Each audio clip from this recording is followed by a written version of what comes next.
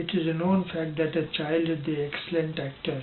He imitates and follows his ideal in order to resemble him in every way. The qualities are appreciatingly enhanced under loving care and attention. The Prophet had brought up Ali from the infancy in such a way that according to him, his blood is my blood, his flesh is my flesh. He loved him more than his own sons and showered love and affection on him. Therefore, it was not surprising for Ali to become a mirror-like reflection of the Holy Prophet in his thinking, his speech and actions, always following in the footsteps of his great teacher like a worthy, dedicated disciple and never belying the trust reposed on him. The loving care and labor of the Prophet bore fruit during his lifetime and burst forth in all its brilliance after his death. His mission was indeed accomplished more successfully as he had not only introduced and established Islam but also left behind holy book of Quran and another Muhammad to ensure the performance of the divine message in unaltered form for the coming generations. After the passing away of his teacher and master, Ali was engulfed in a sea of troubles. Now he had to take important and far-reaching decisions for not only saving his life, dignity and honor, but also the mission of the Prophet, a cause which was nearer to his heart than anything else. And thanks to the Prophet's training and upbringing, he faced all the trials, tribulations and insults, threats and temptations with remarkable patience, cool-mindedness and sagacity in the same way as Prophet himself would have done. He was soon called upon for the test of his mettle when the conspirators, taking advantage of his preoccupation with the Prophet's obsequies, usurped his right to the caliphate and then brought him as an ordinary prisoner before the caliph for taking the oath of allegiance under the threat of death.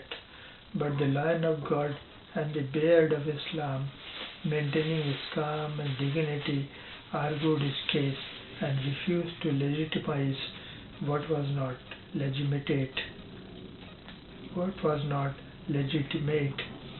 from the Islamic point of view, because he was now in place of Muhammad for preserving and continuing the mission in the same way as he would have done himself, and it was certain that he would not have bent his knees to save his life and forego the divine mission, as indeed he had done during his ministry. Soon afterwards, when Abu Sufyan, the arch-enemy of Islam, came to him with the tempting offer of overflowing the towns and lanes of Medina with the foot soldiers and the horsemen to support his cause if he would agree to take up arms, Ali was quite aware about his resources and genius for intrigues, and therefore could easily have worsened his enemies with his help. Anyone else might have jumped to seize the golden opportunity, but not Muhammad, who had refused tempting offers of Quraysh by saying that if they place moon on his one hand and the sun on the other, even then he will not desist from spreading the word of God. Guided by the same spirit, Ali did not hesitate even for a moment in rejecting the offer, as he could immediately see that a civil war at this stage would certainly spell disaster for Islam, much to the desire and satisfaction of Abu Sufyan and other enemies of the nascent faith. Amir Ali writes, 7 centuries before, this wonderful man would have been apotheosized. 13 centuries later, his genius and talents, his virtues and valor would have extorted the admiration of the civilized world. As a ruler he came before his time. Quotation from the Spirit of Islam. Ali had the greatest reverence for his teacher and the Prophet of God, whom he called his master and always addressed him with respect, humility, and servitude. He regarded his every wish as a command and executed it with obedience, faith, and dedication. Gibbon says, from the first hour of his mission to the last rites of his funeral, the Prophet Muhammad was never forsaken by this generous friend, Ali, whom he delighted to name his brother, his vicegerent, and the faithful Aaron of second Moses. Ali's close and intimate association with the Prophet lasted for 32 years.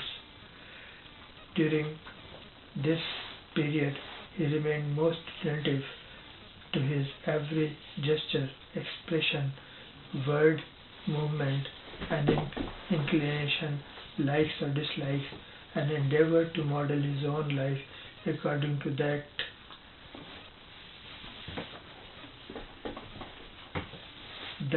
of his ideal. He was no doubt born with all those inherent qualities which became his hallmark. Later on, such men are the rare phenomena of nature and are born after centuries. But these qualities needed nurturing and grooming under favorable circumstances to develop into brilliance and all-out greatness. Ali's Semitic blood, a distinguished line of family background of prophets, saints, and statesmen, together with the harsh climate and the then existing conditions in Hijaz, were the necessary ingredients to form the assimilative nourishment of greatness. All it needed now was the master touch, which the kind Mother Nature provided in the person of Prophet Muhammad, whose breath of life coaxed the sprouting bird to blossom brightly into purple and red. According to the noted French writer Olsner, Ali was an embodiment of chivalry and personification of gallantry and generosity. He says, pure, gentle, and learned, without fear and without approach, and without reproach, he presented to the world the noblest example of chivalrous grandeur of character. His spirit was a pure reflection of that of Muhammad. It overshadowed the Islamic world and formed the animating genius of succeeding ages. Prophet Muhammad. Muhammad, the Prophet of God, was indeed an extraordinary person. Unlike other prophets, he was born, bred, and worked in the full light of history. Therefore, everything about his mission and life is well recorded and preserved, which show that he was truly a wonderful man. Every ancient prophet, whether awake or asleep, in health or in sickness, as his thinking and actions were always ordained and monitored by the providence. He lived all his life among his fellow beings. He ate, talked, and worked with them. Even then he was not like them. He was different, far removed from them, yet he was every inch a human, sympathetic, kind, helpful, hospitable, sweet-tempered, and loving. It was impossible not to respect him and not to be impressed by him. A scion of the noblest family of Arabia, descended of the distinguished line of prophets,